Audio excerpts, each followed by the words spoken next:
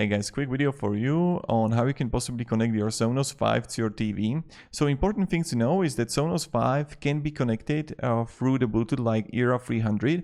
Instead, they must be connected to a device like Apple TV or Google Chrome for use as a standalone TV speakers. So to connect Sonos 5, go to your TV settings, navigate to audio output and select the operator speaker system.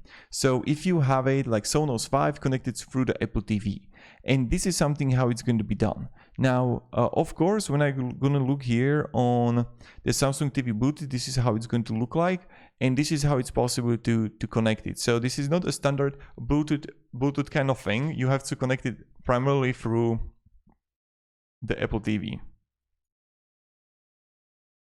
So thank you very much and have a great day and goodbye.